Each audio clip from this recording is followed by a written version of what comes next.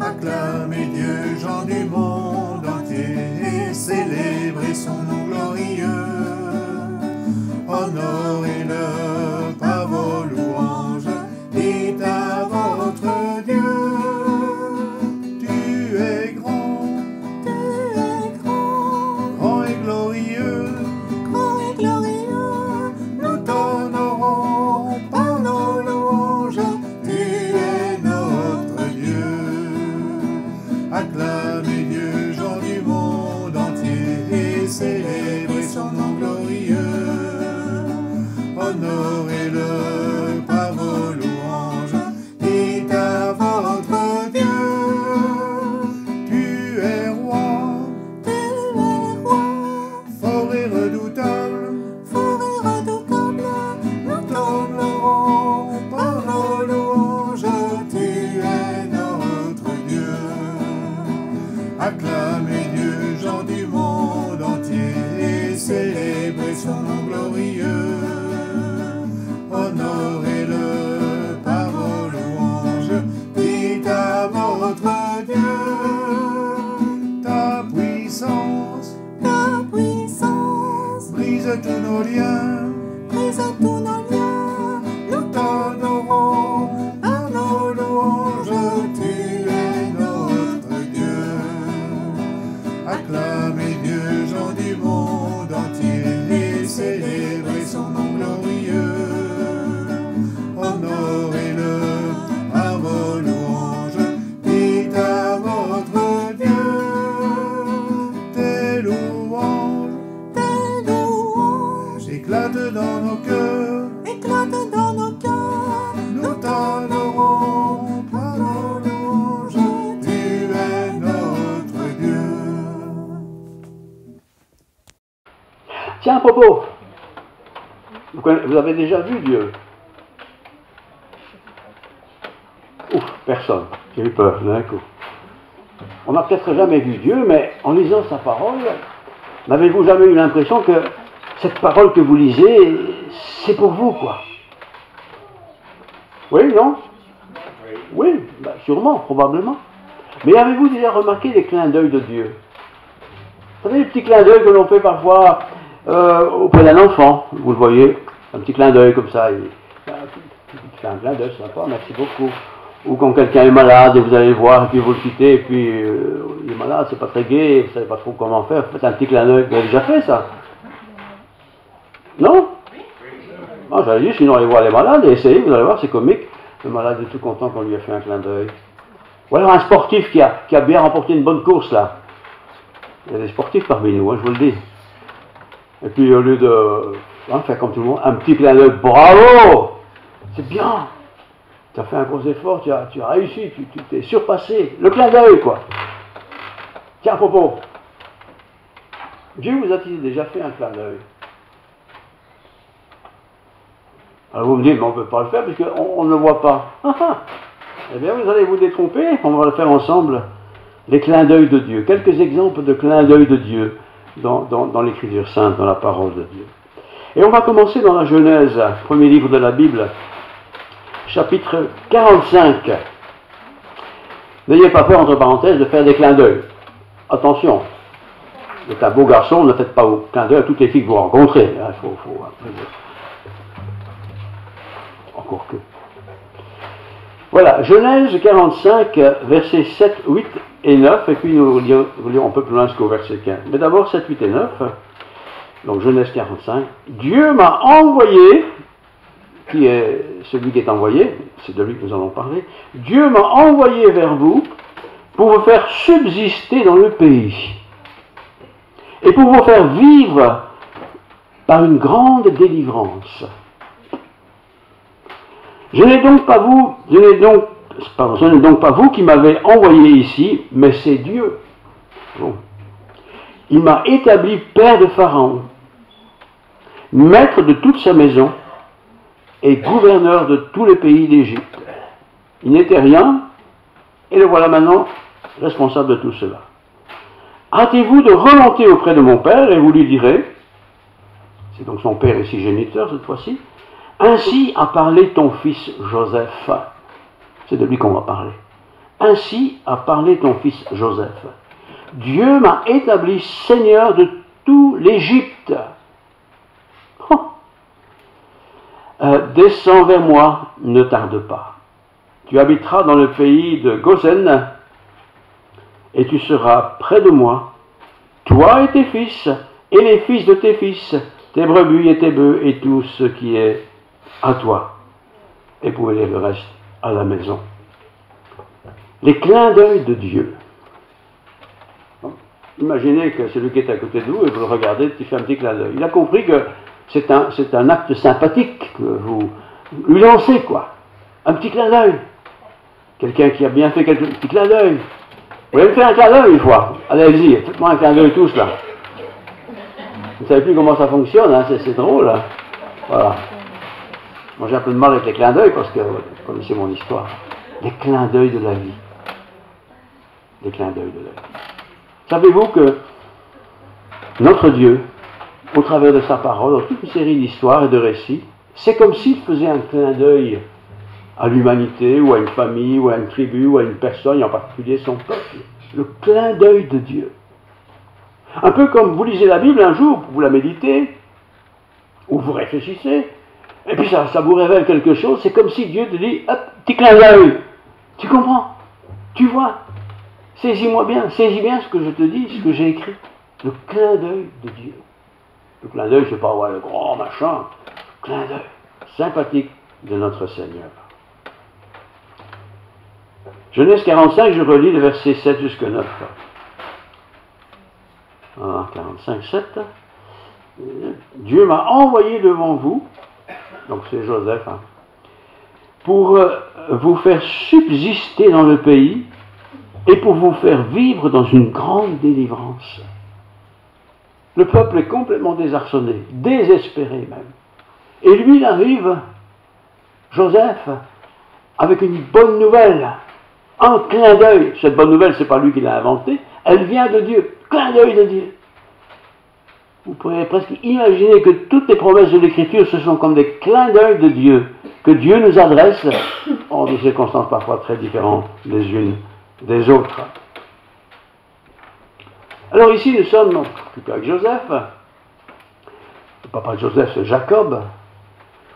Il a des frères, une grande famille. Et il rencontre ses frères. C'était pas toujours l'ambiance, c'était parfois même la guerre. Ça a d'ailleurs été la guerre à certains moments. Pourquoi? Parce que son papa avait 2 femmes. C'était normal à l'époque. Il fallait beaucoup d'enfants, il fallait beaucoup de femmes. C'est comme ça. Et les femmes étaient parfois comblées d'enfants. Une de ces femmes avait beaucoup d'enfants, l'autre n'en avait pas. Intervention miraculeuse de Dieu quand même, elle a quand même eu 2 enfants. Mais ces 2 enfants étaient pour Joseph des privilégiés. Pourquoi? Parce qu'il aimait cette femme-là, la maman. L'autre, il l'aimait aussi, mais c'était pas vraiment de l'amour, c'était la tradition, voilà, une femme pour faire des enfants. C'est palpitant, ce texte que je veux partager avec vous. Alors, Joseph n'est pas resté dans les coulisses, il était fort actif, il était à la cour de Pharaon, il est devenu quelqu'un de très important. Bien sûr, on n'avait pas de photos de lui, on n'avait pas des reportages à la télévision, même pas à RTL, il n'y avait rien de tout ça, donc on ne le connaît pas bien, et les gens ne le connaissent pas non plus très physiquement, sauf au travers de ses vêtements éventuellement, ou quand un grand cortège accompagnait le déplacement de cet homme. Mais cet homme, malgré qu'il avait été esclave, qu'il avait été vendu comme esclave, il s'est retrouvé à la cour de Pharaon, toute une longue histoire, vous pouvez la lire dans Genèse, et puis s'est retrouvé un jour en présence de ses frères. C'était la famine, c'était la crise. Et ses frères ont été envoyés par leur père, va en Égypte, va demander de la nourriture pour qu'on ne meure pas, et voilà de l'argent. Et Joseph, il est habillé comme un grand prince, élégant, sentait bon et tout, j'imagine. Et puis il voit ses frères. Ce sont des étrangers, leurs vêtements sont des vêtements d'étrangers, des vêtements d'hébreux. Et puis il les voit là, tous courbés en train de faire des courbettes devant lui. Ah, c'est vrai qu'autrefois, dans un rêve, Il a osé raconter le rêve, donc Joseph. Il a dit, j'ai eu un rêve, les frères. Ah, encore un rêve, t'en as déjà eu beaucoup, toi. Et puis il raconte qu'il a vu tous ses frères faire des courbettes devant lui. Ouh, mais qu'est-ce qu'il nous dit là? T'es fâché contre lui, il aurait coupé la tête si c'était possible. Et ce rêve se réalise. Mais ils ne le reconnaissent pas, Joseph. Évidemment qu'ils ne le reconnaissent pas. C'est Joseph. C'est plus le Joseph d'autrefois, qui sentait peut-être la ferme, ou je ne sais pas. Il était un prince, un grand prince, établi par Pharaon, avec tous les pouvoirs.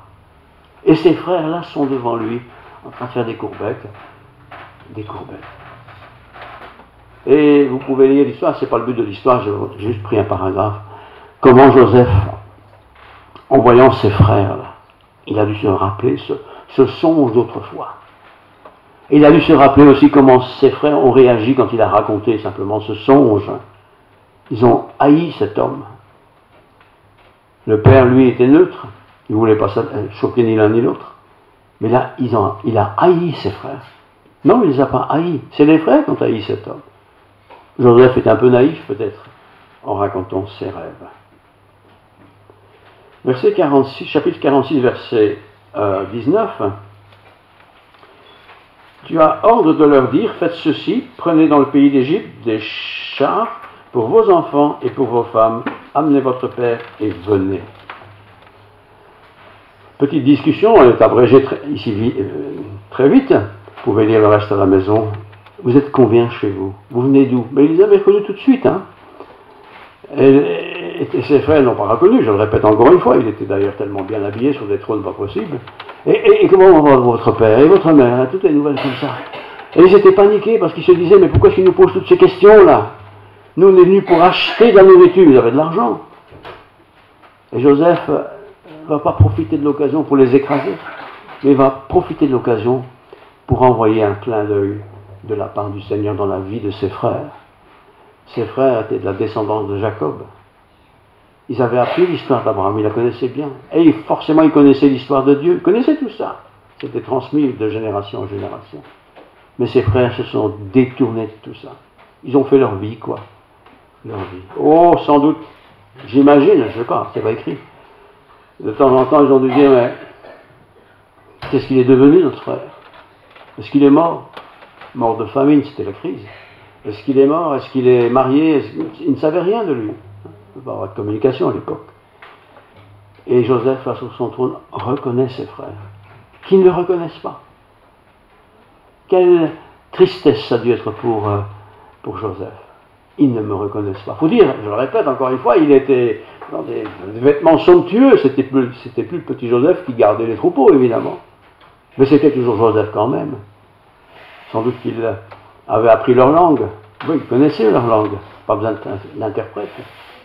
Mais ils n'ont pas reconnu Joseph. Ils n'ont même pas reconnu un seul trait de Joseph. Ils ne se sont même pas dit, tiens, il ressemble à notre frère. Oh, ce frère, quand ils y pensaient, devait se dire, mais nous l'avons vendu. Qu'est-ce qu'il est devenu, ce frère? Où est-il? Je ne sais pas. Je relis les versets 7 et 8, chapitre 45. Ils m'ont beaucoup touché. Dieu m'a envoyé devant vous pour vous faire subsister dans le pays et pour vous faire vivre par une grande délivrance. Ses frères, c'était des costauds. Ils avaient l'habitude de la confrontation, c'était des héros. Et eux voient quelqu'un qu'ils ne connaissent pas, qu'ils ne reconnaissent pas. Ça. Ils n'y pensent même pas, on ne le reconnaît pas. Et cette personne qui les a reconnus, je relis parce que c'est beau. Hein. Voilà, verset combien? 19. Voilà. Verset 19, tu as ordre de leur dire, faites ceci. J'en profite. Prenez dans le pays d'Égypte des chars pour vos enfants et pour vos femmes et amenez votre père et venez. Joseph est en train d'expliquer quelque chose qui les dépasse complètement. Ils viennent pour acheter de la nourriture, parce qu'il faut de la nourriture, et ils se retrouvent avec quelqu'un qu'ils ne reconnaissent pas, et lui il reconnaît, mais il ne veut pas simplement dire vous m'avez fait de la peine. Il veut, au travers de sa démarche, un peu percer le côté méchant de l'homme sans les écraser, ce qu'il ne fera jamais du tout, évidemment, comme vous le savez. Alors, chapitre 45, je vous relis les versets 7 et 8. Dieu m'a envoyé devant vous pour vous faire subsister dans le pays et pour vous faire vivre par une grande délivrance. Ce n'est donc pas vous qui m'avez envoyé ici, mais c'est Dieu. C'est bien les frères qui ont pris la démarche pour aller chercher de la nourriture. Mais ce n'est pas vous qui êtes venus, c'est Dieu qui a dirigé votre démarche. Un peu comme nous d'ailleurs, entre parenthèses. On fait quelque chose, on a décidé de faire quelque chose, et puis ça réussit bien. Ah ben j'ai bien fait, j'ai fait le bon choix. Oui, c'est un choix que vous avez peut-être fait, mais peut-être le Seigneur aussi, a-t-il aussi guidé ce choix, ou guidé cette circonstance, pour rencontrer quelqu'un, peut-être par exemple. N'oublions pas que Dieu veille sur chacun de nous, soyons sûrs de ça. Dieu a le regard sur chacun de nous. Il est attentif à tout ce que nous faisons, pas pour nous espionner, mais pour nous conduire, pour nous conduire. Je bénis Dieu parce que Dieu est bon. Il ne me dit pas, toi t'es grand, va, t'es déjà vieux, tire ton plan là. Non, non, Dieu est là, tous les jours de ma vie. Il voit, il sait, il m'inspire, il me conduit, il m'oriente, il me fait changer de route. Il est là. Et c'est exactement ce qui arrive à ses frères, mais qui ne reconnaissent pas Joseph. C'était compréhensible, évidemment. Joseph, entre-temps, il est passé par toutes sortes d'étapes, et le voilà maintenant à la haute cour d'Égypte. Il est l'associé de Pharaon. Les pharaons de l'époque, c'est pas comme le roi des Belges, hein. C'est même pas comme un président français qui sera peut-être plus élu la prochaine fois.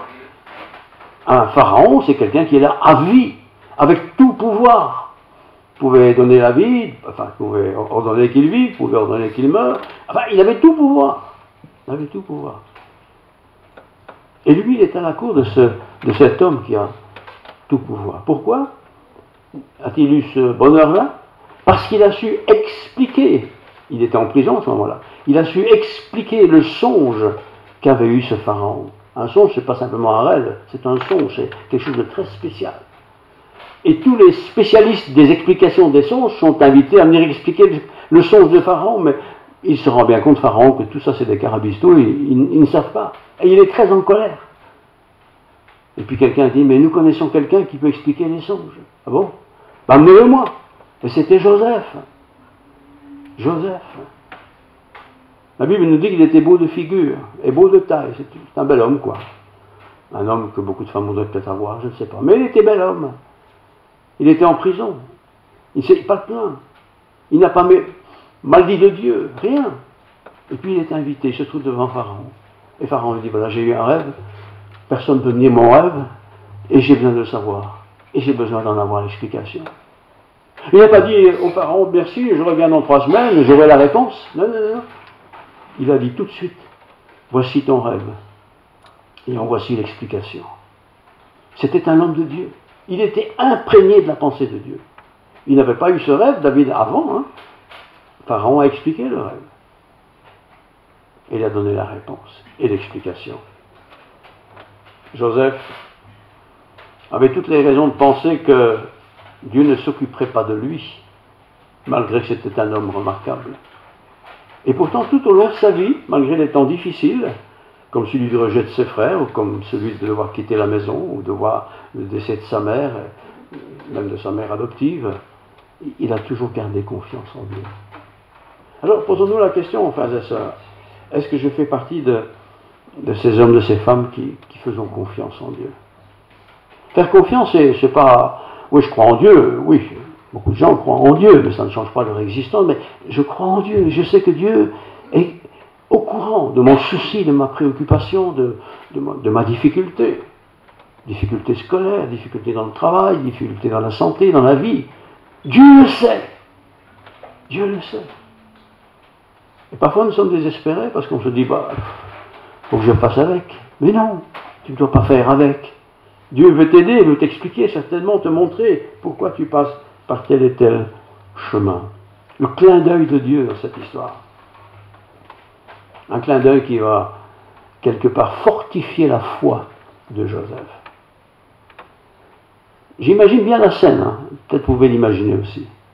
Il est là dans la cour de Pharaon, c'est pas rien, c'est grandiose. Pharaon est informé que Alors lui qui était esclave, etc., il a été informé qu'il avait des frères. On a informé un pharaon que les frères de Joseph sont venus. Ah bon? Et Joseph, il est au courant? Apparemment non. Et puis voilà, il s'arrange pour qu'ils se retrouvent ensemble.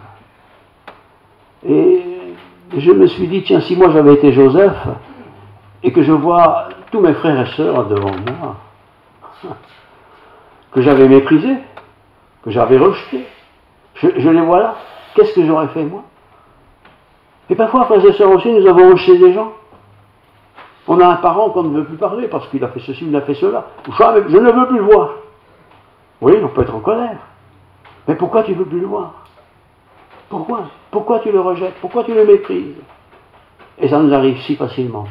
Pourquoi? Parce qu'on pense qu'il nous a fait beaucoup de mal. Et probablement il a fait du mal. Ses frères, jamais n'ont pensé qu'ils reverraient Joseph. Parce que pour eux, Joseph est mort, il s'est fait manger par une bête, disent-ils, ou quelque chose, ou il a été vendu par un esclave quelque part, on ne sait pas. Et il est là devant eux. Mais je répète, ils ne l'ont pas reconnu. Et Dieu ne va pas commencer Joseph ne va pas commencer à faire des jeux de mots, des petites remarques méchantes. Non, il dit, c'est pour des moments comme maintenant que vous avez agi comme vous avez agi. Des années avant, ils ont fait quelque chose qui était mal, mais jamais ils auraient pu imaginer un instant que cette difficulté, cette méchanceté aurait pu tourner à leur avantage. Et j'en profite pour le dire pour moi-même, pour nous tous. Parfois on a fait des choses qui ne sont pas sympas. On a dit mais pourquoi j'ai dit ça, pourquoi j'ai fait ça, etc. Et puis on regrette un peu, on regrette beaucoup, et puis on ne se parle plus, on ne se communique plus, et puis on se dit bah c'est foutu quoi. Mais non, c'est pas foutu. Humainement peut-être, mais pas avec Dieu. Pas avec Dieu. Et c'est triste. Et en plus, c'est d'autant plus triste quand on est dans une communauté. On ne parle plus avec quelqu'un. Oui, on a été blessé. Oui, vous avez été méchamment accusé, etc., etc. Oui, mais ça ne fait rien. On peut revenir. Et le Seigneur nous aidera, certainement. Joseph va échapper à la mort. Pas parce qu'il était beau, quoiqu'il était beau, mais parce que le Seigneur a aussi guidé le cœur de ce Potiphar. Il avait vu en Joseph un homme qui avait une grande sagesse, parce qu'il savait expliquer tous les songes. C'était l'habitude, on expliquait les songes. Quel esclave, parmi tous les esclaves qu'il y avait là à cette époque, ont pu croire une histoire pareille? Joseph, il n'est pas condamné. Il est d'ailleurs nommé Premier ministre. Mais qui peut croire une histoire pareille?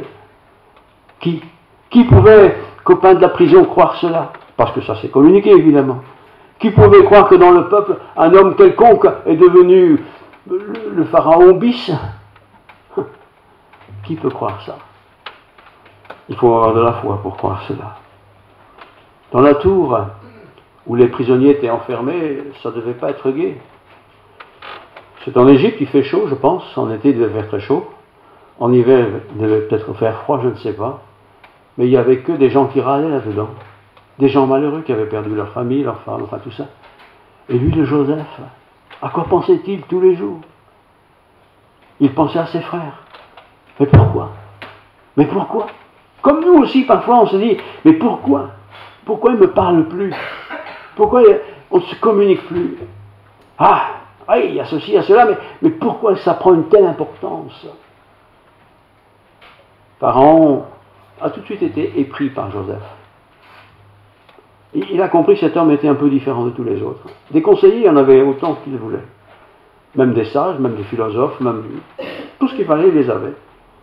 Mais c'était tous des flatteurs. Des gens qui essaient d'être agréables à Pharaon pour pouvoir avoir une promotion. David, lui non, pas du tout. Pas du tout. Il a été honnête avec ses frères. Il ne les a pas non plus taquinés à l'extrême, en les faisant souffrir. À un moment donné, il s'est mis à pleurer, excusez-moi, je reviens. Et il s'en va, il pleure, dit le texte, amèrement. Ah, mes frères. Et puis il est revenu, je pense qu'il a repris les forces. Et il leur dit, tout ce que ça vous avait fait, n'en parlez plus. Car c'est probablement pour un temps comme celui-ci que vous avez fait ce que vous avez fait. S'ils n'avaient pas fait ce qu'ils avaient fait, ils ne seraient jamais en Égypte. Et maintenant il était en Égypte et la famine est arrivée. Et il a trouvé des solutions pour sa famille, qui n'était pas égyptienne, qui était étrangère. mais ils ont bien acheté leur produit, mais ils ne devaient même pas le payer. Alors les clins d'œil de Dieu, je dirais ceci, ils sont plus souvent présents qu'on ne le pense. Un clin d'œil peut être fait par quelqu'un que l'on connaît bien, qui nous dit, prends courage, vas-y, t'inquiète pas, ça va aller. C'est peut-être des formules. Hein. Mais vous rencontrerez peut-être des gens qui n'ont pas ces formules-là, qui vont dire, mais tu sais, dans ma propre vie, j'ai connu quelque chose de similaire. Et voilà un peu comment les choses se sont passées. On raconte simplement. Et puis peut-être ça peut être tout à fait différent. Le Seigneur qui nous parle, tantôt d'une manière, tantôt d'une autre. La manière, c'est la parole de Dieu, c'est la meilleure façon. On lit un texte, c'est prévu dans le calendrier, on le lit, et ce texte est une réponse à notre question. Je dis, Seigneur, merci pour ta réponse. J'ai compris, merci pour ton encouragement. Ou alors c'est quelqu'un que vous rencontrez, un frère et une sœur dans la foi, on bavarde un peu, et puis il donne une réponse à laquelle vous souhaitez avoir une réponse à la question qui vous taraudait l'esprit. Et il donne une réponse. Ah, merci Seigneur, merci, merci. Ça ne veut pas dire qu'il faut en faire un saint, mais il m'a répondu. Tu m'as répondu pas par la voix de cet homme, par la voix de cette femme, par une circonstance d'ailleurs, générale. Discernons, frères et sœurs, au travers des circonstances de la vie, la bonté de Dieu. Vous savez que Dieu dit, Dieu ne veut pas la mort du pécheur. Non. Dieu veut qu'il soit bien. Dieu veut qu'on soit bien. Être heureux pour nous aujourd'hui dans le monde, c'est être riche, avoir une grande maison et voilà. Partir en vacances très loin pendant longtemps. Oui, c'est un certain bonheur, mais tout ça est éphémère. Ce qui a de la valeur, ce qui a du poids, c'est ce que Joseph a partagé avec ses frères. Relisez le chapitre, il y a 2-3 chapitres à lire, c'est pas long, c'est agréable. Relisez et dites-vous, en le lisant, tiens, c'est moi Joseph dans l'histoire. Et comment il a répondu, comment il a agi, comment il a fait. Comment il a fait. Mais il était déjà fidèle avant. Hein. Il marchait dans les voies de Dieu. Et il a continué jusqu'à la fin de ses jours. Conclusion, très simple. Nous pouvons faire beaucoup d'efforts parfois dans la vie pour réussir des choses. Et parfois ça se plante royalement. Ou nous pouvons simplement dire à Dieu, régulièrement, disons, dans la prière, communion avec Dieu, le matin, le soir, n'importe, chacun son style. Seigneur, j'ai besoin de tes directives. J'ai besoin de ta sagesse, Seigneur. J'ai besoin de comprendre ce que tu veux. Bien sûr, j'ai la Bible, mais la Bible, c'est un grand livre. Je peux toujours faire comme ça. Seigneur, parle-moi. Oh non, pas ça. On change de page. Oh Seigneur, pas ça non plus. C'est pas comme ça qu'on cherche la face de Dieu. Seigneur, parle-moi. Et le Seigneur, je le répète, parle tantôt d'une manière, tantôt d'une autre. Ça peut être ma femme, mon mari, mes parents, mes enfants, mes voisins, les frères de la foi, qui nous donnent la réponse de Dieu. Soyons attentifs. Qu'est-ce qu'il me dit là? Pourquoi il me le dit d'ailleurs? Il n'est au courant de rien. Mais non, il n'est au courant de rien. Mais il le dit quand même. Alors Seigneur, je veux écouter ta voix. Et puis cette famille, c'est une belle histoire en fin de compte, hein. C'est une vraie histoire. Et ils se sont d'abord frappés la poitrine comme pas possible, mais qu'est-ce que nous avons fait en voulant tuer notre frère? Et maintenant il est ce qu'il est. Ils n'ont pas été jaloux de ce qu'il était, ils étaient heureux. Ils étaient heureux parce que c'est à cause de ce qu'ils ont fait qu'il est devenu ce qu'il est. Avec ce qu'il est, il pouvait donner à manger. Vous voyez le voyage magnifique de l'histoire de Joseph. Alors je vous encourage à relire cette histoire, il y a quelques chapitres, c'est une belle histoire. Il faut la raconter aux enfants, les enfants aiment cette histoire parce qu'elle est vraie. Et puis, moi je trouve qu'elle est passionnante.